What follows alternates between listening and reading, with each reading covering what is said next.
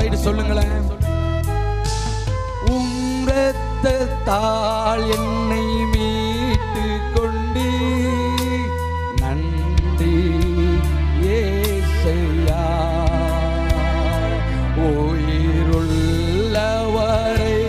உம்மை தான் நேசிப்பேன், வேறு எதற்கும். எத்தனை பேர் உண்மையா அர்ப்பணிக்க போறீங்க? கைகளை வலது கையை உயர்த்தி சொல்லுங்க. உயிருள்ளவரை உம்மை தான் நேசிப்பேன், வேறு எதற்கும் நான். உங்க சத்தம் கொஞ்சம் உயரட்டுமே.